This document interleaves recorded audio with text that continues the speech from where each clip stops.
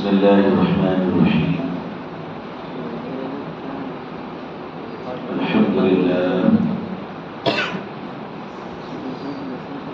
الحمد لله وكفى وسلام على عباده الذين اصطفى أما بعد.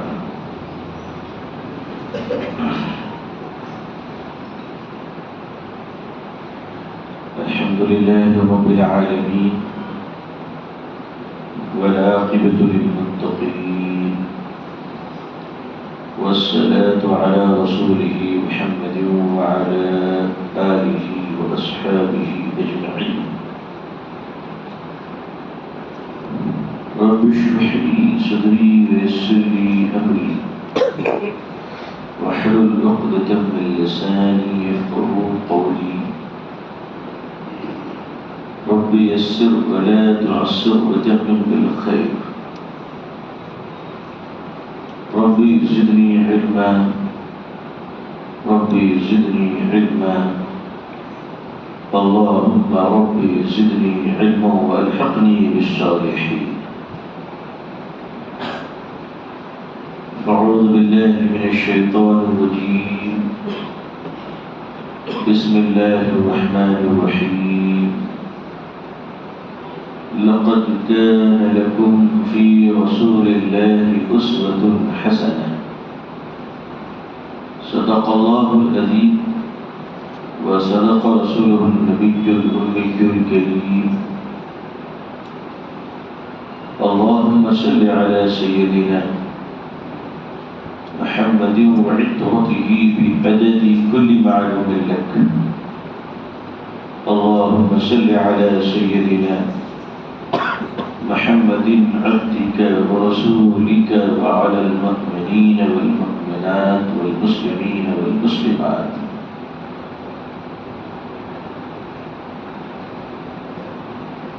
حضرات علماء کرام، بزرگان محترم، دانشوران و مخلصین امت اسلامیہ، نوجوانان اسلام، عزیزان کرام، پچھلے کچھ سالوں سے میری طبیعت اللہ سے یہ دعا کرتی رہتی ہے کہ اب بیان مسجدوں میں ہوا کرے. حالانکہ میں اس کا اعلان نہیں کر رہا ہوں، اور باہر بیان کرنا ہے تو کرتے ہیں. جیسے آج اگر انتظام ہوتا تو وہی بیان ہوتا، تو مجھے انکار نہیں ہے، لیکن اندر سے دل، طبیعت کا رجحان مسجد کی طرف ہے. یہ میرا ایک ذاتی معاملہ ہے، لیکن انکار نہیں ہے مجھے، میں کسی کو منع نہیں کر رہا ہوں. لیکن جب مجھے خبر ملتی ہے کہ بارش بہت ہو رہی ہے تو میری طبیعت خوش ہو جاتی ہے. کیا چلو غالب بھی آئیں گے بنا کر وضو مسجد میں.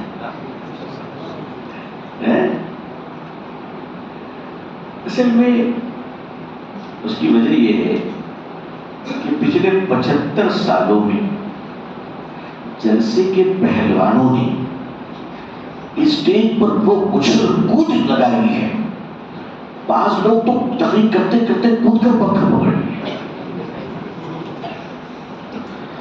اور سارے کے سارے شعلہ بیان خطیب العصر والفجر، مجاہد ملت، یعنی کوئی لقب اللہ اور رسول کو چھوڑ کر ہم لوگوں نے کسی کو معاف نہیں کیا ہے. اور آج اسی کا اثر ہے کہ پورا بھارت آپ سے نفرت کر رہا ہے. اب آپ کہیں گے میں کیا کہہ رہا ہوں؟ جی ارے بھائی، جس مسلمان کو سورہ فاتحہ ٹھیک سے نہیں آتا اس کو چترویدی صاحب رات بھر رامائن سنا رہے ہیں، یہ اسلام ہے؟ اس سے تو اچھا ہوتا کسی اللہ والی کی جوتیوں کے پاس بیٹھ جاتے، کچھ مقدس سمجھ جاتی.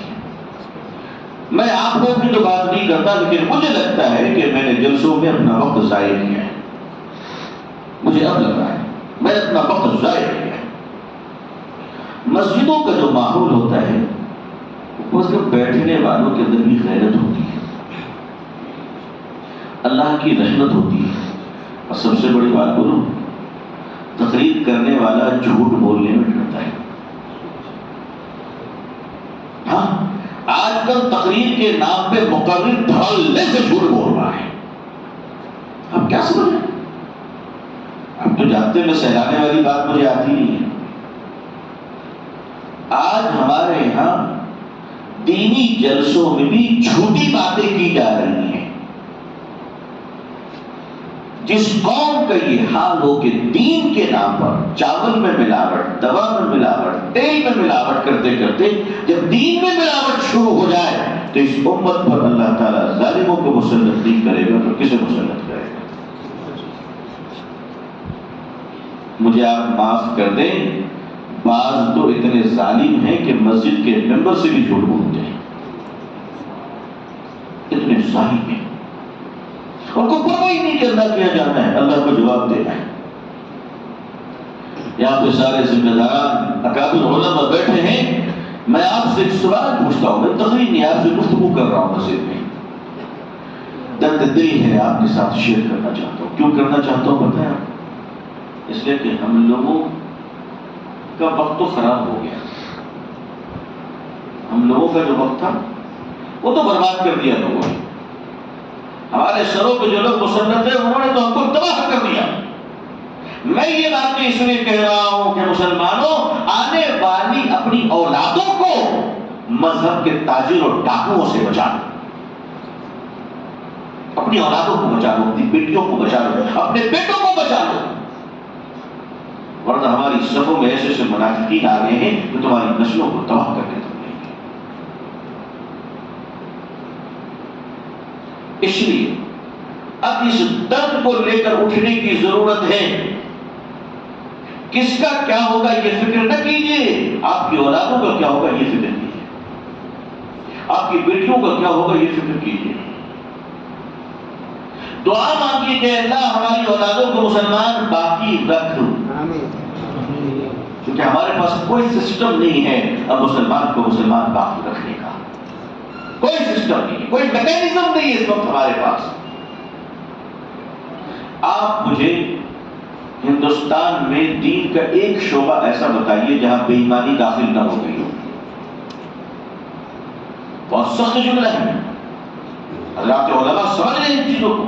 ایک شعبہ بتائیے جہاں بددیانتی داخل نہ ہو. آپ شعبہ بتائیے، بددیانتی میں ثابت کرتا ہوں، پروف کے ساتھ، تاریخ کے ساتھ، حوالے کے ساتھ.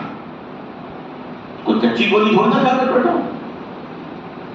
حالات زمین پہ زلزلے یوں ہی نہیں آیا کرتے، کوئی بےتاب تہے خاک تڑپتا ہوگا.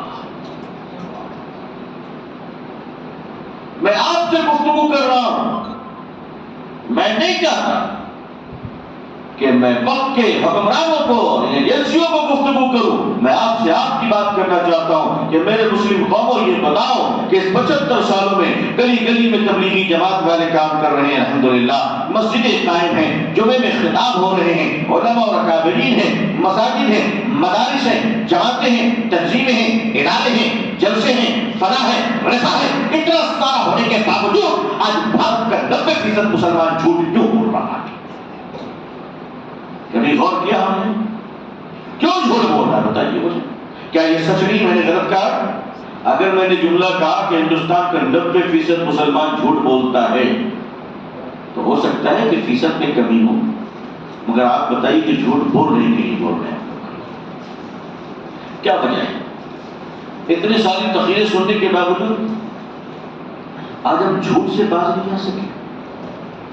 جاپان میں اسلام کا کوئی خاص کام نہیں ہوتا ہے، وہاں پہ کوئی خاص مدرسے نہیں ہے، ایک آدھ دو مسجدیں بن رہی ہیں، مگر جاپان پورا کا پورا شراب تو پیتا ہے نعوذ باللہ، حرام تو کھاتا ہے نعوذ باللہ، مگر جھوٹ نہیں بولتا. ایک جاپانی آپ کو جھوٹ بولتا ہوا نظر نہیں آئے گا. کون سے مدرسے میں پڑھا ہو، کس جماعت کو چلا لگایا اس نے، کس نے مسجد میں بات خطاب کی؟ وہ جھوٹ کیوں نہیں بولتے؟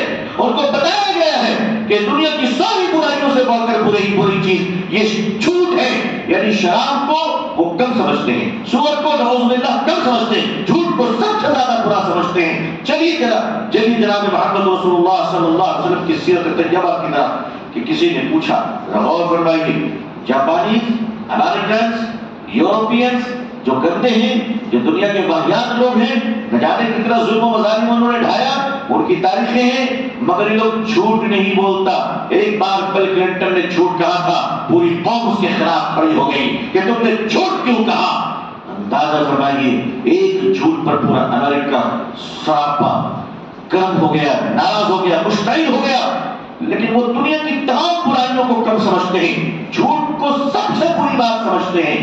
چلیے جناب محمد رسول اللہ صلی اللہ علیہ وسلم کی طرف کہ میرے آقا کا کیا خیال ہے، میرے آقا کیا فرماتے ہیں. کسی نے پوچھا، یا رسول اللہ صلی اللہ علیہ وسلم، توجہ فرمائیے، آپ تو اہل دل لوگ ہیں ماشاءاللہ، ذرا آج طے کر لیجیے نا کہ ہماری حالت کیوں خراب ہے، ہم کیوں گرے ہوئے ہیں. اور صرف آپ نہیں، ہم بھی طے کریں. ایسا نہیں کہ ٹھیلے والا طے کرے گا، مفتی صاحب کو بھی طے کرنا پڑے گا. مچھلیاں جب سڑتی ہیں تو سر کی طرف سے سڑتی ہے، امت جب سڑتی ہے تو علماء کی طرف سے سڑتی ہے. اتنا آسان نہیں ہے. اس ملک میں جو آج حالات ہیں، یہ عام مسلمانوں کے گناہوں کی وجہ سے نہیں ہے، یہ ہم جیسے شریفوں کی بدکرداری کی وجہ سے ہے. ہم لوگ ذمہ دار ہیں. رات کی تنہائیوں میں بھی خدا کے سامنے رونے کی توفیق نہیں ہوتی ہے. موبائل دوسری بیگم ہمارے پاس آ گئی ہیں، ایسی چاہت و محبت ہو گئی ہے کہ اب ہم جگہ بھی نہیں دیکھتے. اب تو ظالموں کعبہ کے سامنے بی بی سے لپٹ کر سیلفی لیتے ہو. یہی کرنا تھا تو حیدرآباد میں کر لیتے، وہاں جانے کی کیا ضرورت تھی. شرم نہیں آتی، غیرت نہیں آتی بے غیرتوں کو. اللہ کا گھر تمہارا سیلفی اسپاٹ ہے. 3 سال اللہ نے پابندی لگا دی تھی، ہوش نہیں آیا، پھر بدتمیزی کر رہو، پھر کہیں اللہ پابندی نہ لگا دے. ہوش میں رہو، دولت پر اکڑو مت. بیوی اپنی ہے رکھو، گلے میں ہاتھ ڈال کر مدینہ شریف کے روضے سے گزر جا رہے ہیں، شرم نہیں آتی تم. پیارے آقا صلی اللہ علیہ وسلم کے روضے کے پاس ویڈیو بنا رہے ہو، تمہیں غیرت نہیں آتی کہ میرے آقا صلی اللہ علیہ وسلم دیکھ رہے ہیں. ہاں دیکھ رہے ہیں. یہ قوم کی بے ادبی کا اجازت ہو گیا، اور ہم لوگ اس پر کوئی نکیر نہیں کرتے، بولتے نہیں ہیں، توجہ نہیں ڈالتے کہ کتنا بڑا گناہ ہو رہا ہے. مجھے تو لگتا ہے اسی گناہ اور بدتمیزی کی وجہ سے اللہ نے 3 سال تک لاک ڈاؤن لگوایا پوری دنیا میں. عزیزان ملت، نبی کریم صلی اللہ علیہ وسلم سے سوال پوچھا گیا، اور اس سوال کی روشنی میں کوئی کسی کو نہ دیکھے، سب اس سوال کے آئینے میں اپنا چہرہ دیکھے. ٹھیک ہے، کوئی کسی کو نہیں دیکھے گا، خود کو دیکھے گا. میں بھی خود کو دیکھوں گا. سوال ہوا کہ یا رسول اللہ صلی اللہ علیہ وسلم، کیا ایک مسلمان فلاں گناہ کر سکتا ہے، ایک بڑے گناہ کے بارے میں؟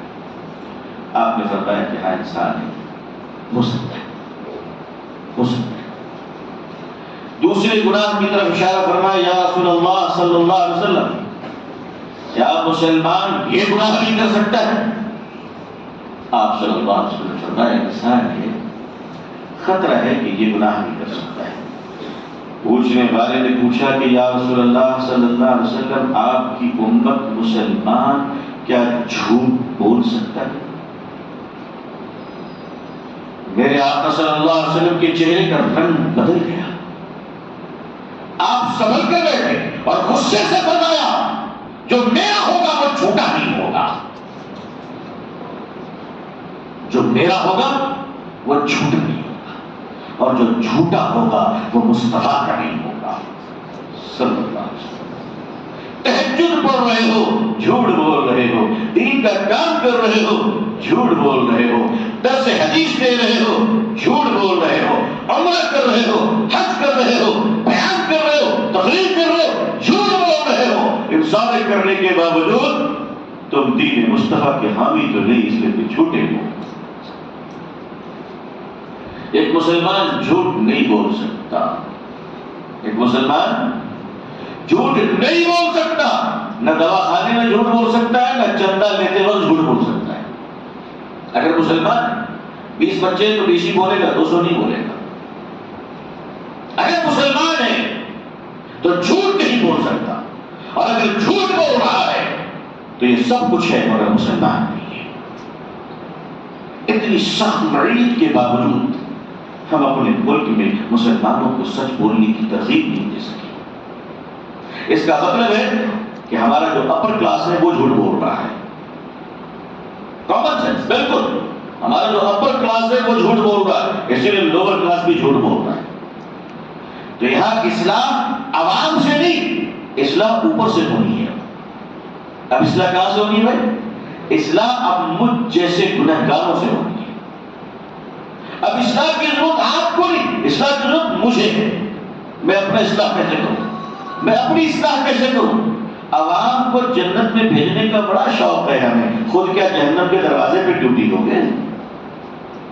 خود جنت میں نہیں جانا ہے؟ ساری زوریں انہی کے حوالے۔ آپ بیوہ کی طرح گھومتے رہیں گے، آپ کا کیا ہوگا؟ ہمارا کیا ہوگا؟ کبھی اس پہلو پہ غور کیا؟ لہذا عوام کی اصلاح کی فکر میں توڑنے والوں، اب 24 گھنٹے میں 24 گھنٹے اپنی فکر میں تڑپنا شروع کرو کہ تمہارا کیا ہوگا۔ اس لیے کہ اب اس ملک کا نظام بدل رہا ہے۔ اب اس ملک میں ٹرننگ پوائنٹ آ رہی ہے، اور ٹرننگ پوائنٹ یہ ہے کہ اللہ کی طرف سے تدہیری نظام چل رہا ہے۔ کتنے ملت فروش ہے، اللہ سب کو بے نقاب کر رہا ہے، کوئی نہیں بچے گا۔ دین فروش، ملت فروش، ایمان فروش، اللہ سب کو بے نقاب کر رہا ہے۔ بچیں گے ایمان والے مومن، جس کو اللہ کے دین کا درد ہے، جس کو اللہ کے بندوں سے محبت ہے، جس کو اللہ تعالیٰ کی مخلوق سے پیار ہے، وہ ٹکے گا انشاءاللہ، اور ٹکنے کے ساتھ ساتھ اس ملک میں وہ سچائی کا، ایمان کا، امن کی، محبت اور سلامتی کا انقلاب پیدا کرے گا انشاءاللہ، اور اللہ کا وعدہ پورا ہوگا، يدخلون فی دین اللہ افواجا۔ یہ ملک بالکل ٹرننگ پوائنٹ پہ ہے۔ آپ کے ہمارے لیے بڑا امتحان کا وقت ہے۔ وہ امتحان کا وقت یہ ہے کہ دو رنگی چھوڑ ایک رنگ ہو جا، دو رنگی چھوڑ ایک رنگ ہو جا، سراسر موم یا پھر سنگ ہو جا۔ اگر موم بتی ہے تو محبت بنا پتھر بن جا، جو بنتا ہے بن جاؤ۔ اللہ بے نیاز ہے، اللہ کا دین ہمارا تمہارا محتاج نہیں ہے۔ حضور صلی اللہ علیہ وسلم کی شریعت ہماری تمہاری محتاج نہیں ہے۔ یہ بھول جائیے کہ کوئی ہمارے رات کے سہارے اللہ کا دین کا کام چل رہا نہیں۔ اللہ تعالیٰ لوگوں کو پیدا کرتے ہیں، اللہ افراد تیار کرتے ہیں، اللہ تعالیٰ متکبر لوگوں کو، مغروروں کو، دین فروشوں کو، ایمان فروشوں کو ہٹا دیتے ہیں۔ اللہ تعالیٰ سو سے ٹھیلے والے کو، رکشے والے کو اٹھا کر کامل بنا دیتے ہیں۔ اللہ کسی کا محتاج نہیں ہے، لہذا اپنے دلوں میں یہ ڈر پیدا کریں کہ حضور صلی اللہ علیہ وسلم کا جو کردار ہے، اگر اس ملک میں وہ کردار و اخلاق ہم نے تیار نہیں کیا تو میں آپ کو صاف صاف بتا دے رہا ہوں کہ تمام مسجدیں، مدرسے، جلسے، جلوس کے ساتھ یہ قوم مٹا دی جائے گی۔ اللہ نہ کرے ایسا ہو، اللہ نہ کرے ایسا ہو۔ اگر اپنے کردار پر ہم نے توجہ نہیں دیا، ابھی مولانا رابع صاحب فرما رہے تھے نومبر میں مسلم مسلم بورڈ کا اجلاس ہو رہا تھا کانپور میں، خطبہ صدارت دے رہے تھے۔ میں حیران رہ گیا ایک جملے پر کہ اللہ اکبر، میں سوچتا تھا کہ میری فکر میں شدت اور سختی ہے۔ حضرت جیسے نرم طبیعت کے مرشد الامت نے فرمایا کہ یہ بات آپ نے فرمایا کہ ہم اس بات کا اقرار کرتے ہیں کہ اس ملک میں صدیاں گزر جانے کے باوجود ہم لوگ اس ملک کے باشندوں پر کوئی اسلامی اثر قائم نہیں کر سکے۔ یہ کوئی معمولی جملہ نہیں، معمولی جملہ نہیں۔ اگر پانی کا قطرہ بھی مستقل گرتا ہے کہیں پہ تو پتھر میں سوراخ ہو جاتا ہے۔ ہم اس ملک میں صدیوں سے سجدے کر رہے ہیں، اذان دے رہے ہیں، محبت کے بجائے نفرتیں بڑھ رہی ہیں۔ بولو بڑھ رہی کہ نہیں بڑھ رہی؟ اس کا مطلب یہ ہے کہ ہم نے رسول اللہ صلی اللہ علیہ وسلم کے عظیم کردار کو اپنی زندگی میں اتارنے پر تقریر تو کی ہے، توجہ خود نہیں کی ہے۔ تقریر تو 2000 ہم لوگ کرتے ہیں، انسانیت کی خدمت، پیام انسانیت کہ ایک انسان کے حقوق کیا ہیں. ہم اتحاد ملت میں تقریر کرتے، میں نے ایک منظر دیکھا، اس دن پر تقریر ہو رہی ہے حقوق انسان کیا ہے. کہا کہ جنگ کے میدان میں ایک صحابی رسول صلی اللہ علیہ وسلم زخمی ہیں، آپ نے پانی پانی پکارا اور وہ پانی بھتیجا لے کر دوڑا، اس نے جب پانی پلانا چاہا انہوں نے فرمایا کہ ہمارے بغل میں جو زخمی ہے اس کو پانی پلاؤ. فضائل اعمال میں حضرت شیخ نے اس واقعے کو بڑی تفصیل کے ساتھ لکھا ہے کہ پانی ایک دوسرے کے لیے ایثار کرتے رہے اور عالم یہ ہوا کہ سب انتقال کر کے کوئی پانی نہ پی سکا. اس پر تقریر ہو رہی دھواں، سننے والے رو رہے ہیں، مگر ایک آدمی اپنی بوتل زور سے پکڑا ہوا ہے. بغل میں کسی نے کہا یہ بوتل ذرا پانی میں پی لو. کہا یہ کیسے پی سکتے ہیں، منرل واٹر ہے میرے لیے. یہ تو ہمارا کیریکٹر ہے، یہ تو ہمارا کیریکٹر ہے کہ ہم اسٹیج پر اپنی بوتل کا پانی تک دینے کو تیار نہیں. تقریر کرتے ہیں جنگ کے میدان کے اصولوں کی، تقریر کرتے ہیں پڑوسیوں کے حقوق کی. کئی عید گزر گئے، سگے بھائی سے ملاقات نہیں ہے.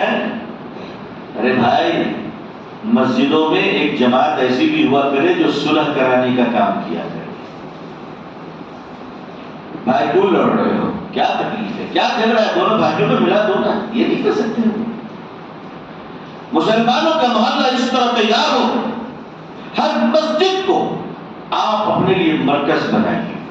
ہر مسجد اب مسلمانوں کی قیادت اس کی مسجدوں سے چلے گی، کہیں اور سے نہیں چلے گی. آپ کی مسجد آپ کا سینٹر ہے اور اس مسجد سے ایک ہوا چلے، ایک ماحول چلے کہ اس مسجد کے آس پاس اگر کوئی مسلمان لڑ رہا ہے تو آپ کی جماعت جا کر اس کو ملا دے گی. آپ کی جماعت سے مراد مسلمانوں کی جماعت، امام صاحب کی جماعت، مؤذن صاحب کی جماعت، کمیٹی کی جماعت، جمیعت القریش، سارے لوگ مل کر علماء کی جماعت. بھائی آپ کیوں لڑ رہے ہو؟ وہ آپس میں کہیں گے اس نے مجھے ایسے ستایا، اس نے مجھے ایسے ستایا. آپ کا کام ہے محمد رسول اللہ صلی اللہ علیہ وسلم کا پیغام دے کر دونوں کے دل کو ملا دیں. آپ یقین جانیے اگر ہر مسجد کی سطح پر ہم لوگوں نے صلح کی جماعت بنا لی اور آپس میں بھائیوں کے دلوں کو ملانا شروع کر دیا، انشاءاللہ اس کی برکت سے اللہ کی رحمت نازل ہو جائے گی. آپ اس کو معمولی بات سمجھتے ہیں؟ ایک مرتبہ نبی کریم صلی اللہ علیہ وسلم بڑے خوش مزاجی کے ساتھ، لطافت کے ساتھ، تبسم اور مسرت کے ساتھ ام المؤمنین حضرت عائشہ صدیقہ رضی اللہ تعالی عنہا سے فرمایا، عائشہ آج پوچھو، کچھ پوچھتی ہوں، کوئی راز پوچھو، آج تمہیں بتا دوں گا، پوچھو وہ راز. ماں عائشہ فرماتی ہیں یا رسول اللہ صلی اللہ علیہ وسلم اگر آپ اجازت دیں، تھوڑی سی مہلت دیں تو میں ذرا مشورہ کر لوں. کیوں آفر بہت ہیوی ہے تو لینا بھی بڑی چیز ہے، کوئی چھوٹی موٹی نہیں، ایسا آفر تو ہمیشہ نہیں ملتا ہے. پیارے آقا نے فرمایا جو مشورہ کر لو. کس سے کرو گی؟ کہ اپنے ابو جان سے جو غار سے لے کر قبر تک آپ کے ساتھ ہے. اپنے ابو جان سے پوچھ لیتی ہوں. ماں عائشہ گئی اپنے ابو جان کے پاس، ان کا ابو جان حضور صلی اللہ علیہ وسلم نے بہت شاندار آفر دیا، کوئی راز پوچھنے کو فرما رہے ہیں، کیا پوچھ لوں؟ سوچا آپ سے مشورہ کروں. حضرت ابوبکر صدیق رضی اللہ تعالیٰ عنہ نے فرمایا بیٹی تقریباً راز تو ابوبکر جانتا ہے، ایک راز میں نہیں جانتا ہوں، وہ پوچھ لو. آج معراج کی رات میں اللہ تعالیٰ سے جو بھی باتیں ہوئی حضور نے سب کچھ بتا دیا صلی اللہ علیہ وسلم. تنہائی میں جو بات ہوئی تھی وہ نہیں بتایا. تنہائی میں حالانکہ ساری ملاقات تنہائی میں تھی، لیکن کچھ اور باتیں جو تنہائی میں ہوئی ہیں، راز و نیاز کی باتیں، وہ حضور صلی اللہ علیہ وسلم کے پاس محفوظ ہے. اے عائشہ میری بیٹی پوچھ لو کہ اللہ تعالیٰ نے آپ کو تنہائی میں راز کی بات کون سی بتائی جو آپ کے دل میں محفوظ ہے اور آپ نے ابھی تک امت کو نہیں بتایا. اور بیٹی جب حضور بتا دیں تو مجھے بھی بتا دینا. عائشہ آتی ہے رسول اکرم صلی اللہ علیہ وسلم سے پوچھتی ہے. آقا فرماتے ہیں عائشہ مشورہ جب ابو بکر سے کرو گی تو راز تو کھل ہی جائے گا. فرمایا بات کیا؟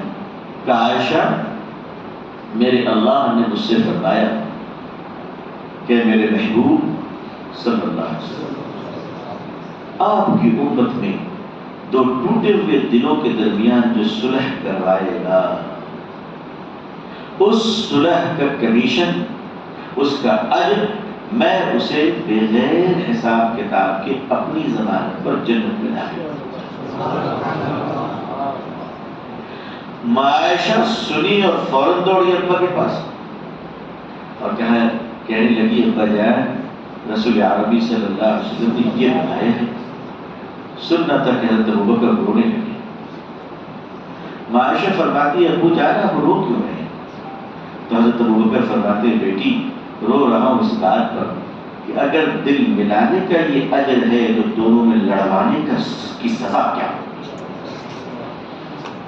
اگر ملانے کا اجر جنت ہے تو لڑانے کی سزا جہنم سے کیا ہو سکتی ہے؟ ڈرو مسلمانوں، غیبت کر کے، چغلی کر کے، ادھر کی باتیں ادھر کر کر مسلمانوں میں لڑاتے ہو، بھائیوں میں پھوٹ ڈلواتے ہو، باپ اور بیٹوں میں پھوٹ ڈلواتے ہو، میاں بیوی میں پھوٹ ڈلواتے ہو، تمہاری نسلیں کبھی خوش رہ پائیں گی؟ تمہاری اولادیں کبھی خوش رہ پائیں گی؟ مسلمانوں کبھی کسی کی مجبوریوں کا فائدہ نہ اٹھاؤ۔ ایک صحابی مدینے کے بازار میں گھوڑا بیچنے گئے، میرے آقا صلی اللہ علیہ وسلم کا کردار دیکھیے کہ آپ کی تربیت کی برکت دیکھیے۔ میں پورے ملک میں ہی بتا رہا ہوں اپنی قوم کو کہ میرے لوگوں اب اپنی فکر کرو، اپنا کریکٹر اور اپنے کردار کو اس طرح بناؤ کہ تم اپنے کردار کے حوالے سے کہہ سکتے ہو کہ حضور کی سنت یہ ہے صلی اللہ علیہ وسلم۔ وہ گھوڑا بیچنے مدینے کے بازار میں کھڑے ہوئے ہیں، گھوڑا بہت اچھی نسل کا ہے، بہت اچھا شاندار گھوڑا ہے، نسلی گھوڑا ہے۔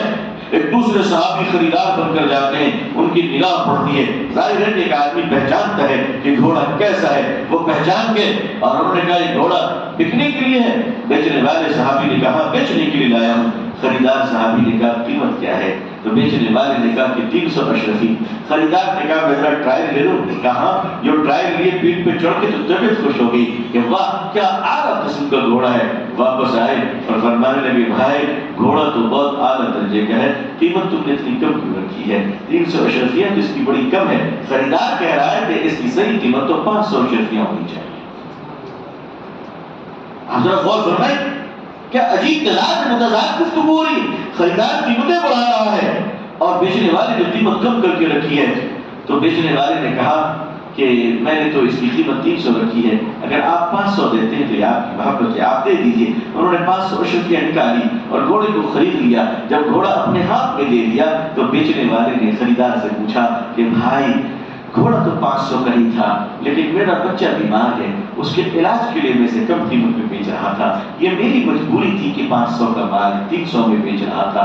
لیکن میرے بھائی تیری کیا مجبوری تھی کہ تو 300 کا مال 500 میں لے رہا تھا؟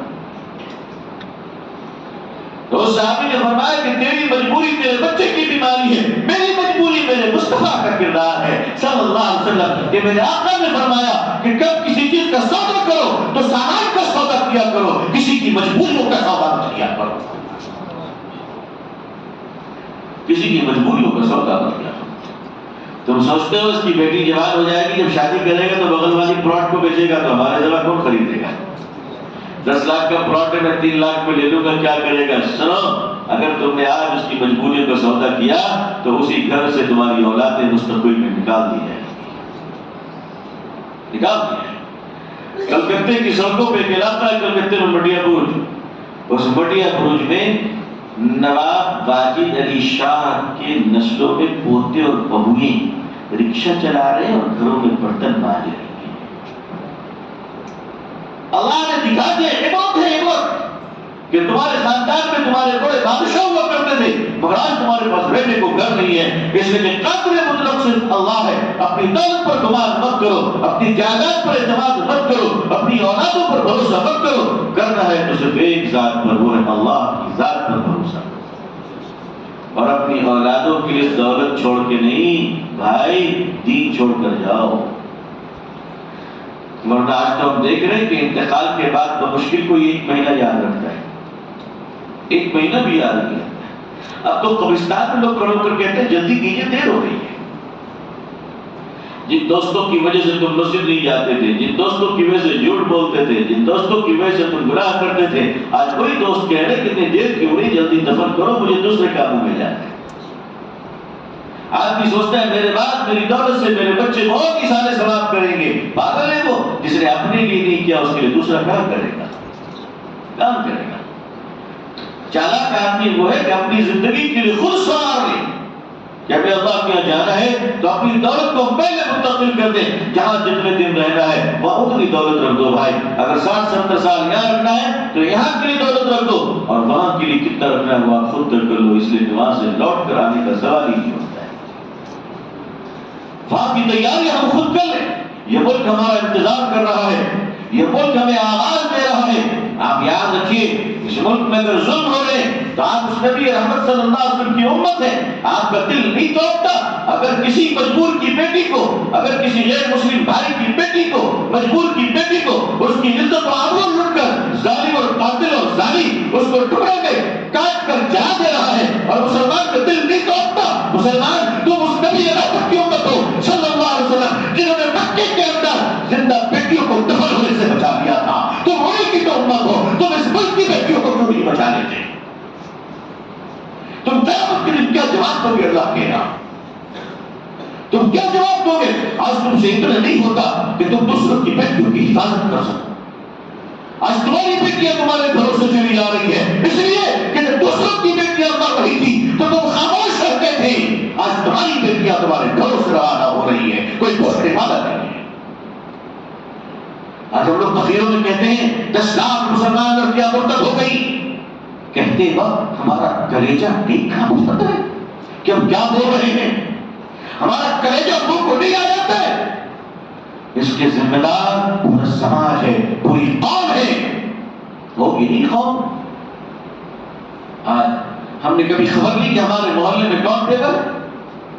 ہم چلتا تو بڑے لمبے لمبے دیتے ہیں، دیتے تو بڑی لمبی لمبی چلاتے ہیں. کبھی غور کیا کہ ہمارے محلے کا کوئی غریب چہرہ چھپا کر دوسرے محلے کی مسجد میں بھیک مانگ رہا ہے کہ لوگوں میری بیٹی کی شادی ہے، میری کچھ مدد کرو؟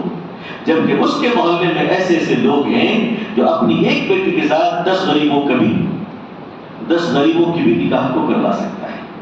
لیکن خبر نہیں دی. ہم دشمنی ہمیں، تکلیف ہمیں، ہم اس کی مدد کیوں کریں گے؟ جب ایک مسلمان مجبور ہو کر بھیک مانگے گا، جب ایک عورت مجبور عورت مسلمان کی جب اپنے آبرو کو محفوظ نہیں رکھ سکے گی تو یاد رکھو مسلمانوں پھر اجتماعی طور پر اللہ کی پکڑ شروع ہو جاتی ہے. اور وہ اس وقت چل رہا ہے. اللہ ہم سب کو معاف فرمائے. سب سے پہلے تو معافی مانگو. گر گیا کر سجدے میں رو رو کر اللہ سے معافی مانگے کہ اللہ بہت بڑا جرم کیا، ہمیں معاف کر دیجیے. میں جمیعۃ القریش کے معزز حضرات سے کہنا چاہوں گا کہ اللہ نے جو آپ کو کاروبار دیا ہے، میں سمجھتا ہوں کہ دنیا میں سب سے مبارک اور حلال کاروباروں میں یہ کاروبار یہ بھی ہے جس کی شروعات ہی ہوتی ہے بسم اللہ اللہ اکبر سے. ہے نا بھائی؟ جس کی شروعات ہوتی ہے بسم اللہ اللہ اکبر سے. آپ جو جانور ذبح کرتے ہو وہ حلال ہے، شروع کرتے ہو بسم اللہ پڑھ کر. اس کا گوشت کام کے لیے، اس کے گوشت کام میں آتے ہیں، اس کی ہڈیاں بھی کام میں آتی ہیں، اس کے چمڑے بھی کام میں آتے ہیں، اس کی آنتیں بھی کام میں آتی ہیں، اس کے پاؤں خون سب کام میں آتے ہیں. حلال جانور کی کوئی چیز بیکار نہیں جاتی ہے. اللہ نے آپ کو اتنا مبارک کاروبار دیا. اگر ہندوستان میں جمیعۃ القریش والے اپنے قریشی برادران کو صحیح سے مسلمان بنا لیں انشاءاللہ کہ بھائی جب تو بسم اللہ اللہ اکبر کا تو باوضو رہنا، منہ سے گٹکے کا بدبو نہیں آنا چاہیے. حلال گوشت بیچ کر شراب مت پینا، حلال گوشت بیچ کر حلال پیسوں سے کوٹھوں پہ جا کر غلط عورتوں کے پاس پیسوں کو برباد مت کرنا. اس سے امت کھانا کھاتی ہے. انہی بوٹیوں کو کھا کر علماء خیرات کرتے ہیں. تمہاری انہی بوٹیوں کا کباب کھا کر حضرت صوفی صاحب بھی رات میں تہجد میں روتے ہیں. اگر تم حلال نہیں کھلاؤ گے تو پوری امت حرام ہو جائے گی. جمیعۃ القریش کے لوگوں، تمہارے ہاتھوں میں ہمارا ایمان ہے. جیسا کھلاؤ گے ویسا پاؤ گے. سیدھی سیدھی بات ہے. سمجھ گئے بات؟ اس لیے کہ ٹکیا آپ کا، کباب آپ کا، کوفتہ آپ کا، سب کچھ آپ کا، تو یہ ایمان کس کا ہوگا؟ وہ بھی آپ ہی کا ہوگا. اگر آپ اپنی جماعت پر محنت کر لیں کہ ہماری جماعت میں کوئی شراب نہیں پیے گا، کوئی جوا نہیں کھیلے گا، اس میں کہ آپ کی کمائی 100% حلال کی کمائی ہے ماشاءاللہ. لیکن جب یہ سنتا ہوں کہ کسی جگہ پر کسی نے مردہ جانور کو ذبح کاٹ کر کھلا دیا، جب سنتا ہوں کہ کوئی حلال کما کر شراب پی رہا تھا رات میں اور اس نے اسی حال میں بسم اللہ اللہ اکبر کہا تو اللہ کی پکڑ ہو جاتی ہے، اور ایسی پکڑ ہوتی ہے کہ پھر حکومتیں کہتی ہے کہ گوشت بند.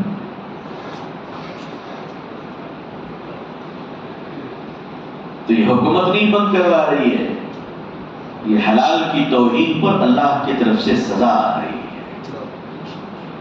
سمجھ گئے بھائی؟ حلال کی توہین پر اللہ کی طرف سے سزا آ رہی ہے. آپ کے یہاں تو ماشاءاللہ بڑا یونٹی اور اتحاد ہے، جمعیت القریش میں اللہ نے بڑا اتحاد دیا ہے. اگر آپ کسی کا بائیکاٹ کر دیجیے گا تو مجال ہے کہ وہ محلے میں جھانک سکے. آپ اپنے حدیث کا ایسا انقلاب پیدا کیجیے کہ لوگ پھر کہنے پر مجبور ہو جائے کہ مکے کے قریش کیسے تھے، ہماری بھی جمعیت القریش کسی سے کم نہیں ہے. آپ اپنے کیونکہ آپ کو جو اللہ نے کاروبار دیا ہے بڑا مبارک اور بابرکت اور حلال کاروبار ہے، 100% حلال ہے، اور آپ لوگوں کو غذائیں فراہم کرتے ہیں الحمدللہ، اور اسی کو کھانے کے بعد آدمی نماز پڑھتا ہے، دعا مانگتا ہے، روزہ رکھتا ہے، ساری چیزیں اسی پر تو ڈپینڈ ہے. تو جو پیٹ میں جائے گا، ایک حرام لقمہ اگر چلا گیا تو پھر دعائیں قبول نہیں ہوگی، نماز قبول نہیں ہوگی، روزہ فاسد ہو جائے گا. سوچیے کیا ہوگا. تو آپ کو اللہ تعالیٰ نے بڑا سورس آف حلال دیا ہے. آپ اپنی اس پیشے کی بھرپور عزت کریں انشاءاللہ، بھرپور عزت کریں انشاءاللہ. اور ساتھ ہی ساتھ آپ اس پیشے کو اتنا شفاف بنائیں کہ آپ کے محلے سے لوگ جب گزرے تو یہ کاروبار ہونے کے باوجود بھی ان کو صفائی ملے، بدبو نہ ملے. ملت اسلامیہ کو ایماندار بنانے کی مہم ہماری کیسے ہو؟ آج 75 سالوں میں مسلمانوں کو ایمانداری کا درس نہیں. جیسے کہ ہماری ایمانداری کا تو حال یہ ہے کہ مسجد میں اگر اچھے جوتے اتار کر نماز کے لیے آتے ہیں تو سجدے میں خدا سے زیادہ جوتا یاد آتا ہے. غلط بول رہا ہوں کہ اللہ بچایا گیا. تو جس مسجد کے جوتے محفوظ نہ ہو، ایسا کمزور مسلمان ایک جگہ گیا، وہاں واٹر کولر رکھا تھا پانی پینے کے لیے مسجد میں، کسی اللہ کے بندے نے رکھا، اللہ ان کو جزائے خیر دے. واٹر کولر پر گلاس رکھی ہوئی ہے اور گلاس چین سے بنا ہوا ہے. ہم نے کہا یا اللہ یہ گلاس ہے یا آتنکواد ہے؟ اس بیچارے کو چین سے کیوں باندھا گیا؟ پھر جواب آیا کہ یہ گلاس چین سے بندھا نہیں ہے، یہ مسلمان کا کیریکٹر بتا رہا ہے کہ مسجد میں آنے والا مسلمان اتنا ایماندار نہیں ہے کہ اس سے گلاس محفوظ رکھ سکے. ذرا بتاؤ مسلمانوں، اگر تم سے مسجدوں کے گلاس محفوظ نہیں ہے، تم سے اگر مسجدوں کے جوتے محفوظ نہیں ہے، تم سے اگر مسجدوں کے بکس کا کندھا محفوظ نہیں ہے، تم سے اگر پٹھے محفوظ نہیں ہے، تم سے اگر مسلمانوں کی عمارتیں محفوظ نہیں ہے، تو اگر یہ ملک کی حکومت تم کو مل جائے گی تو تم تو اس ملک کا بڑا خراب کر دو گے، تم تو اس ملک کو برباد کر دو گے. اسی لیے اللہ تعالیٰ تم سے تمہارے ہاتھوں میں اس ملک کا باغدور نہیں دے رہا ہے بلکہ آہستہ آہستہ کم کر رہا ہے. اگر تم کل 50 ہوتے تھے اسمبلی میں تو اب 5 ہو، گھٹتے چلے جا رہے ہیں. کبھی اس بات پر غور کیا کیوں گھٹ رہے ہیں؟ گھٹنے کی وجہ کیا ہے؟ ڈی لمیٹیشنز وغیرہ جو تدبیری نظام ہے، یہ سب تدبیری نظام ہے. کیا وجہ یہ ہے کہ ہم بے ایمان ہوتے چلے جا رہے ہیں. تو اگر بے ایمانوں کو لینا ہے تو پھر کافی مشرک ٹھیک ہے، مسلمان بے ایمان کیوں نہیں ہے؟ مسلمان بے ایمان کیوں نہیں ہے؟ کیا ضرورت ہے مسلمان؟ آپ بتائیے، ہماری مسجدوں میں بیت الخلا میں تالا لگا رہتا ہے، وہ کھٹک نہیں ہوتے، باتھ روم میں تالا لگا رہتا ہے. آپ سچ بتائیے وہاں کون سا خزانہ ہم لوگ چھپا کر رکھتے ہیں؟ اگر ای ڈی والے کو پتہ چل جائے تو بیچارہ ادھر ادھر کی بجائے وہیں نہ جائے. کیوں باتھ روم میں تالا کیوں ہے؟ سوچنے والی بات ہے. آخر یہ ہے کیا؟ کون سی دولت ہے بھائی؟ ریسرچ ہونی چاہیے اس پر. کیا بہادر شاہ ظفر جاتے وہ سب کچھ یہی چھپا کر گئے تھے؟ نہیں، یہ ہمارا کیریکٹر ہے. غور فرمائیے، یہ ہمارا کیریکٹر ہے کہ ایک آدمی جو مسلمان مسجد کے باتھ روم میں مسلمان ہی آئے گا میکسیمم. اگر دوسرے بھائی بھی آ جائے، ہندو بھائی بھی آ جائے تو برا کیا ہے؟ بھائی برا کیا ہے؟ آ سکتا ہے اپنی ضرورت کو پوری کر کے جائے، لیکن میکسیمم مسلمان آئے گا. ہمیں ایک مسلمان کے کریکٹر پر بھروسہ نہیں ہے کہ یہ آنے کے بعد گندا تو کرے گا، صاف نہیں کرے گا. یہ قوم اتنی گندی ہو گئی ہے. یہ 75 سالوں سے ہمارے جلسے کا نتیجہ ہے. یہ دین کی محنت کا نتیجہ ہے کہ ایک مسلمان کو مسلمان نہیں بنا سکے کہ باتھ روم میں جب آنا تو آتے وقت بھی پانی ڈالنا، جاتے وقت بھی پورا صاف کر کر جانا، یہ میرے رسول کی سنت ہے صلی اللہ علیہ وسلم، تاکہ تمہارے پاس جو بھائی آئے اس کو گراہٹ نہ ہو، اس کو تکلیف نہ ہو۔ اتنا سے بھی کیریکٹر ہمارے پاس نہیں رہا۔ مسجدوں میں نماز پڑھتے ہیں تو اس میں خانے کی بدبو آتی ہے۔ کون ہے؟ کیوں ایسا ہے ہمارے یہاں؟ تقریر تو ہم کرتے ہیں الطہور شطر الایمان، اور کما قال علیہ الصلوۃ والسلام، شیروانی بڑی اچھی ہے، شمامت العنبر بھی ہے، اونٹ بھی داڑھی پہ لگے ہوئے ہیں، مگر اس میں کیا خانہ دیکھیے تو پتہ چلتا ہے کہ پوری قوم ہماری سوئی ہوئی ہے، پوری قوم سوئی ہوئی ہے۔ بھائیو، گوشت کھانا منع نہیں ہے اس ملک میں۔ گوشت کھانے کے بعد جب ہڈی پھینکو تو اس طرح مت پھینکو کہ کتے اس ہڈی کو ان کے دروازے پہ پہنچا دے جو نہیں کھایا کرتے۔ ایسا مت کرو، یہ ظلم مت کرو، یہ اتیاچار مت کرو۔ جو نہیں کھاتے ان کا احترام کرو، ان کی اپنی مرضی ہے۔ ہم لوگ بھی بہت کچھ نہیں کھاتے۔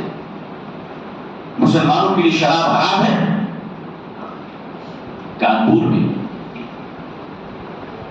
انگریزوں کا زمانہ تھا،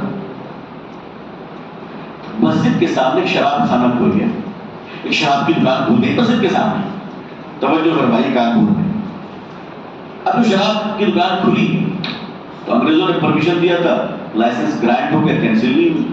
وہ اپنی شراب بیچ رہا ہے، مسلمان نماز پڑھ رہا ہے، لیکن ہر نماز میں مسلمانوں نے بد دعا شروع کر دی کہ اللہ اس دکان کو برباد کر دے، تباہ کر دے، شراب کی دکان ہے، حرام کی دکان ہے، مسجد کے سامنے، اللہ ختم کر دے، ختم کر دے۔ روز بد دعا ہو رہی تھی۔ ایک دن شارٹ سرکٹ ہوا، آگ لگی، اور شراب میں چونکہ الکوہل ہوتی ہے تو آگ بڑھ گئی، پوری دکان جل کر خاک ہو گئی۔ خیر پولیس میں کیس ہوا، مقدمہ عدالت میں گیا۔ عدالت میں مقدمے میں دلچسپ بات یہ ہوئی کہ شراب کی دکان کے مالک نے کیس نمازیوں میں کر دیا اور کہا حضور اس مسجد کے نمازی اور امام کے بد دعا کی وجہ سے میری دکان چلی ہے۔ اب نمازی اور امام صاحب کو جو سمن ہوا تو انہوں نے کہا کہ حضور ایسا ہو ہی نہیں سکتا کہ ہماری تو حدیث کس کو ہٹ جائے۔ دیکھیے غور فرمائیے، کہا حضور یہ الزام ہے۔ عدالت نے کہا کہ پہلی بات کافر کو تیری دعا پر یقین ہے، مومن تجھے اپنی دعا پر یقین ہے۔ جتنی بات اس شراب کی دکان والے کو تو یقین ہے کہ ہم تباہ اسی کی دعا سے ہوئے ہیں، مگر اس کو یقین نہیں کہ میرے رب نے میرا سن لیا ہے، میرے رب نے میرا سن لیا ہے۔ بھائی یقین کب پیدا کرو گے اپنی ذات کے اندر؟ کب لاؤ گے اپنے اندر اعتماد کی فضا؟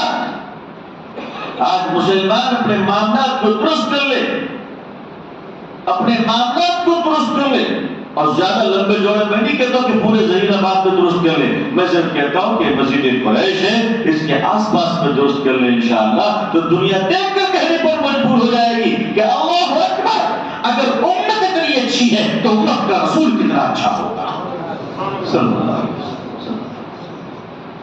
کردار ہم اپنی نہیں بتا سکے۔ اسلام دنیا میں پھیلا ہے تاجروں کے ذریعے سے۔ مسلمان تجارت بھی تو کرتے تھے، کھاتے پیتے کہاں سے تھے بیچارے۔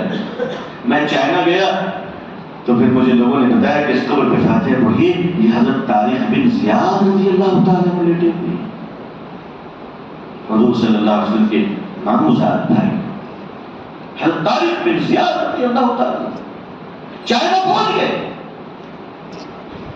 اس پوری دنیا میں صحابہ کرام پہنچ گئے۔ یہ کیرلا کے کاسر پور حضرت مالک بن دینار رضی اللہ تعالیٰ عنہ لیٹے ہوئے۔ پنجاب کے ایک علاقے میں فراس میں لوگ کہتے ہیں کہ وہاں انبیاء علیہ السلام کی قبر اللہ علیہ السلام، لیکن ظاہر ہے کہ 1,24,000 انبیاء دنیا میں تشریف لائے اور اللہ تعالیٰ نے فرمایا کہ میں نے ہر قوم میں نبی بھیجا ہے۔ تو ہو سکتا ممکن ہے کہ ہمیں نبی آئے ہوں، اس سے انکار نہیں ہے، مگر خاتم النبی کی رحمت للعالمین تو حضرت محمد رسول اللہ صلی اللہ علیہ وسلم ہے۔ پیارے نبی صلی اللہ علیہ وسلم پوری دنیا میں صحابہ پہنچے تجارت کی لائن سے، تو انہوں نے تجارت ایسی کی کہ وہ ان کی تجارت کو دیکھ کر لوگ اسلام قبول کر لیا۔ اسلام کو دیکھ کر ان کا مال نہیں خریدتے تھے، ان کے مال کو دیکھ کر اسلام کو پہچانتے تھے۔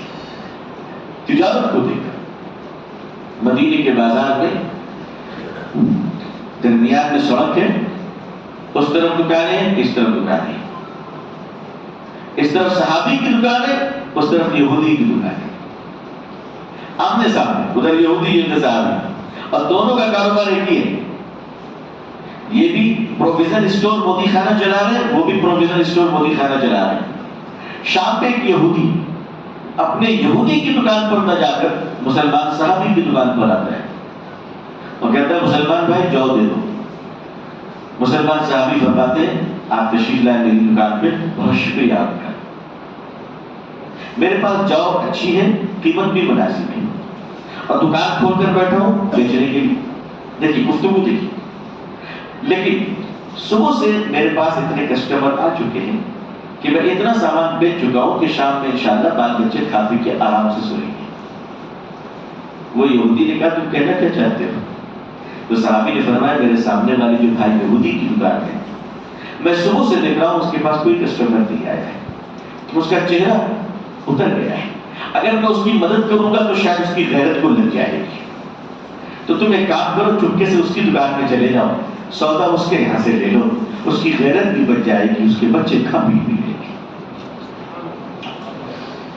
یہ یہودی مسلمان کی دکان سے نکل کر یہودی کی دکان پہ جاتا ہے، سارا ماجرا سناتا ہے، سامان خریدتا ہے، وہ دکان بند کرتا ہے. کسٹمر اور دکاندار دونوں یہودی مل کر صحابی کی دکان میں پھر آتے ہیں. صحابی پوچھتے ہیں اب کیا لینے آئے ہو؟ تو وہ کہتا ہے سامان اس کی دکان سے لیا ہوں، ایمان تیری دکان سے لے آیا.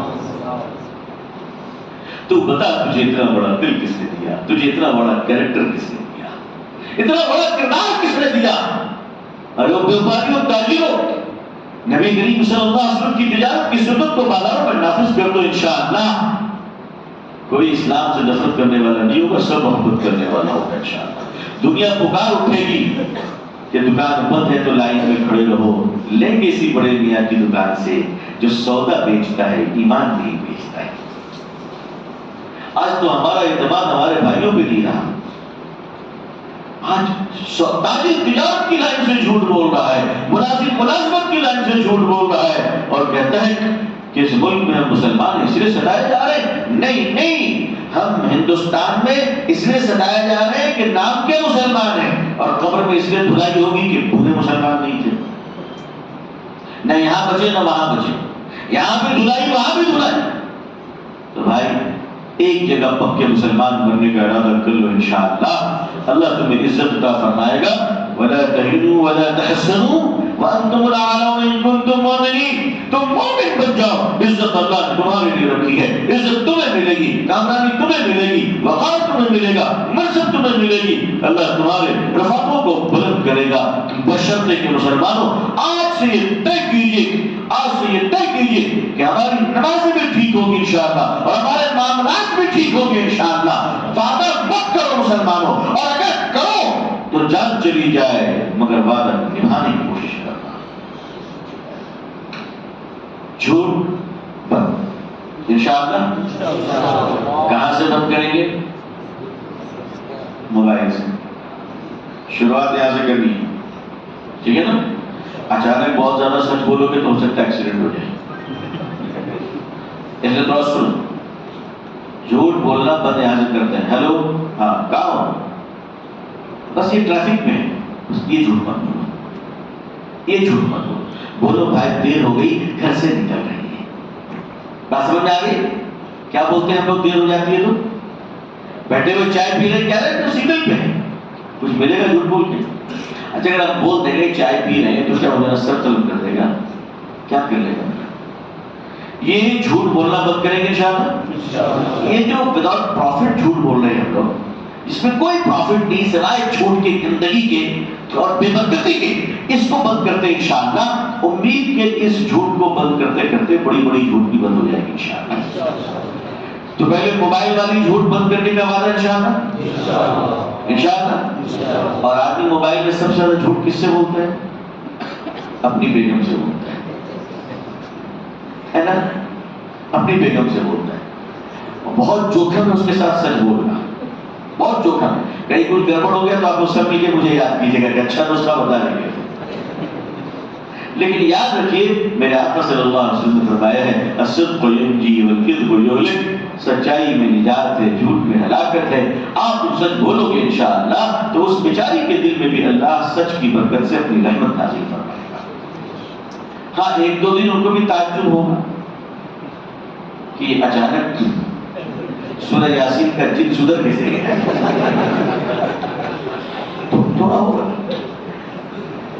کہ سب تو ٹھیک ہے، ہو سکتا ہے کہ وہ بھی آپ کو کسی عامل صاحب کے پاس لے جا کر اگربتی کا راک جو بچی ہوئی راک اور ناک میں ڈلوا دے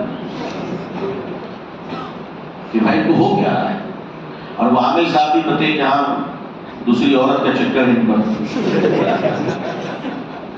اللہ تعالیٰ اس طرح کے پیشہ اور اس طرح کی روزی سے بھی اللہ ہم سب کی حفاظت. جو جھوٹ بول کر دوسروں کا گھر برباد کر کر اللہ کے کلام کی توہین کر کر جو لقمے آتے ہیں اس لقمے سے کبھی بال بچے انسان نہیں بنتے، نہیں بنتے. اللہ ہماری عورتوں کو بھی ہدایت دے. مزاروں پہ جا کر ایسا جھوٹتی ہیں کہ جنات کے بغل میں کھڑا ہو کر بولتا ہے کابیہ میں بھی اتنا بھی نہیں جھوٹ سکتا، میں بھی نہیں جھوٹ سکتا. ہمارے اندر کون سی خرافات آ گئی ہیں. دین سے جب آدمی دور ہوتا ہے نا تو شیطان بھی آسانی سے چکل میں لے لیتا ہے، آسانی سے لے لیتا ہے. ابھی رشیا میں ایک بہت بڑی جادوگرنی ہے، اس کی ویڈیو بڑی وائرل ہو رہی ہے، اور بڑی جادوگرنی ہے، کالے جادو کی ماہرہ، اور 1.5 گھنٹے کی انٹرویو دی ہے ٹیلی ویژن پر. اس سے پوچھا گیا کہ تمہاری زندگی میں تمہاری جادو کہاں ناکام ہوتی ہے، اور کیا تمہیں سنیے کہہ رہی کہ میں ہمیشہ ناکام رہی ہوں ایک ایمان والے مسلمان سے. پریکٹسنگ مسلمان کہ ایمان والے مسلمان پہ میرا جادو چلتا ہی نہیں ہے، ایسا لگتا ہے کہ اس کے سامنے اللہ کی کوئی طاقت کھڑی ہوگی. آپ بتائیے، جو آدمی وضو بنا کے رہے، جو آدمی آیت الکرسی پڑھتا رہے، جو آدمی صبح و شام اپنے آپ پر دم کرتا رہے، جس کے گھر میں اپنے گھر میں داخل ہو سلام کر کے داخل ہو، جس کے گھر میں فجر میں لوگ اٹھے تلاوت کریں، اس کے گھر میں برکت نہیں ہوتی. برکت کیا ہوگی بتاؤ. اور ایک بات آپ سب سے کہتا جاؤں کہ حضور صلی اللہ علیہ وسلم کی جو سنت مٹ رہی ہو، اس سنت کو پوری امت اگر زندہ کر دے انشاءاللہ تو ہم سب کی ذلت عزت میں بدل جائے گی. جنگ تبوک میں صحابہ جب جنگ لڑ رہے تھے تو تمام تر سہولتیں ہونے کے باوجود وہ ہارنے لگے تھے. تو انہوں نے جنگ روک دی اور اپنا معائنہ کیا، مشاہدہ اور محاسبہ کیا کہ ہمارے اندر غلطی کمی کون سی ہے کہ ہم جنگ نہیں جیت پا رہے ہیں. تو تمام چیزوں کا مشاہدہ کرنے کے بعد نتیجہ یہ نکلا کہ سب کچھ ٹھیک ہے، وضو بناتے وقت مسواک چھوٹ گیا. یہ واقعہ کیا چھوٹ گیا تھا؟ مسواک. سارے صحابہ نے تلواریں رکھ دی، مسواک نکالا، جو گھسنا شروع کیا انجام کیا ہوا آپ سب کو مانتے ہیں، آپ سب کو پتا ہے ماشاءاللہ. ہاری ہوئی جنگ کو جیت کے مسلمانوں، حضور صلی اللہ علیہ وسلم کی عظیم سنت ہے کہ مسواک کرو. معائشہ فرماتی ہے انتقال سے پہلے آپ نے مسواک دیکھا تو مانگنے لگے. معائشہ فرماتی میں نے اپنی زبان اپنے منہ اس کو نرم کیا، میرے آقا کی زبان دانتوں پر رگڑے. میرے آقا صلی اللہ علیہ وسلم کو مسواک سے اتنی محبت تھی کہ مسلمان اگر مسواک کی عادت ڈال لے تو انشاءاللہ اس کا آخری فائدہ یہ ہوگا کہ موت کے وقت کلمہ نصیب ہوگا. موت کے وقت کلمہ نصیب ہوگا. میرے عزیزوں، میں یہ بات اس لیے عرض کر رہا ہوں کہ اس وقت مسواک جیسی سنت ہم جیسے مولویوں سے بھی چھوٹ گئی ہے، ہماری زندگیوں سے بھی رخصت ہو گئی ہے. میں مانتا ہوں لوگ کہتے ہیں صاحب بڑی بڑی سنتوں کی بات کیجئے، ہم کہتے ہیں بڑی بڑی آپ کر لیجئے، چھوٹی ابھی کو کرنے دیجئے. آپ بہت بڑے آدمی ہیں، مجھے پتا ہے کہ آپ کی یہ لفظازی کس کام کی ہے. اگر اس مسواک کی سنت کو ہم لوگ زندہ کر دیں، کیسے زندہ کریں؟ ہم مسجدوں میں پنکھے لگواتے ہیں، اے سی لگواتے ہیں، کولر لگواتے ہیں، مسجدوں میں ٹوپیاں بھی رکھتے نہیں رکھتے بھائی جو ننگے سر آتے ہیں وہ ٹوپی پہن لیں. جب سب کچھ مسجد میں رکھتے ہو تو مسلمانوں آؤ اپنی طرف سے 100-200 مسواک بھی وضو خانے میں رکھنا شروع کر دو تاکہ مسلمانوں میں سنت زندہ ہو جائے. اور اگر جنگ تبوک میں مسواک کی سنت سے ہاری ہوئی جنگ جیتی جا سکتی تھی تو بھارت میں بھی مسواک کی سنت کو زندہ کر کر مسلمانوں کی ذلت کو عزت میں تبدیل کیا جا سکتا ہے انشاءاللہ. ہر آدمی وضو خانے میں مسواک رکھ دے اور کہ جس کا جی چاہے لے جائے. مسواک لے جا کر بیچارہ کیا کرے گا؟ دانت ہی تو دھوئے. آپ جو برش کرتے ہیں کیجیے، ہم منع نہیں کر رہے. آپ جو پیسٹ لگاتے ہیں وہ لگائیے، مگر مسواک ہر وضو کے وقت میں حضور کی سنت سمجھ کر دیجیے انشاءاللہ. مجھے امید ہے کہ اس کی برکتیں ہم سب کو ملیں گی انشاءاللہ. اور اس کو فروغ دیں. اللہ نے پیسے دیے، 10-20 مسواک لے جا کر رکھ دیجیے. بالکل جس کا جی چاہے لے لے، کم از کم دیکھ کر سنت پر چلنے کی ترغیب تو ہوگی انشاءاللہ. دیکھ کر سنت کو یاد آئے گی میرے آقا صلی اللہ علیہ وسلم کی، اور اس سنت کو زندہ کر کر جب آپ عمرہ کرنے جائیں گے اور مدینے منورہ میں جائیں گے اور روضے پر سلام پڑھنے جائیں گے تو میرے آقا صلی اللہ علیہ وسلم فرمائیں گے میری امت ہے میری سنت کو زندہ کر کے آئے ہیں. میری امت ہے میری سنت کو زندہ کر کر آئے ہیں. اس سنت کو اجتماعی طور پر ہم لوگ زندہ کریں انشاءاللہ. کریں گے انشاءاللہ. دوسری گزارش یہ ہے کہ اذان کے بعد دعا جو پڑھی جاتی ہے وہ دعا حضور صلی اللہ علیہ وسلم کو بڑی پسند ہے. سمجھ؟ حضور صلی اللہ علیہ وسلم کو بڑی پسند ہے. تو ہر اذان کے بعد ہر مسلمان مرد و عورت دعا یاد کرے تاکہ پڑھے. لیکن مغرب کے بعد عام طور پر مغرب کی نماز میں یہ سنت چھوٹ رہی ہے. مغرب کی اذان ہوئی نہیں، امام صاحب مسلے پہ مؤذن صاحب نے تکبیر شروع کر دی. اچھوں کو دعا پڑھنے کا موقع نہیں ملتا. اجتماعی طور پر ایک سنت مس ہو رہی ہے ہم سے مغرب کی. افطار میں جب مغرب کی اذان ہوتی ہے تو پہلے نماز پڑھتے ہیں یا پیٹ بھرتے ہیں؟ پہلے پیٹ بھرتے ہیں اور کہتے ہیں ہاں صاحب رکیے بھائی، دن بھر کے بھوکے ہیں، ذرا گنجی پی لیں. بھائی مغرب کی نماز میں اذان کے بعد نماز کے درمیان 5 منٹ رک جایا کرو تاکہ درود شریف اور دعا پڑھ لو انشاءاللہ. انشاءاللہ نماز خراب تو نہیں ہوگی نا اس سے؟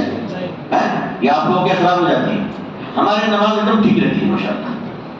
ہم نے اپنی مسجد میں بھی اس کو نافذ کروایا. ہر مسجد میں کہیں ایک سنت کو زندہ کرو بھائی. امت کو موقع تو دو کہ اپنے نبی پہ درود پڑھ لیں. امت کو موقع تو دو کہ اپنے حضور کے لیے دعا کر لیں صلی اللہ علیہ وسلم. میں اس 2 سنت کی آپ سے گزارش کرتا ہوں، ایک تو مسواک والی سنت اور ایک مغرب میں اذان کی دعا والی سنت کو جو آہستہ آہستہ کہیں نہ کہیں مدھم ہوتی چلی جا رہی ہے، دوبارہ ہم لوگ زندہ کریں. اللہ تعالی ہم سب کو حضور صلی اللہ علیہ وسلم کی سنتوں کو زندہ کرنے والا اور زندہ رہ کر اس پر چلنے والا بنا دے.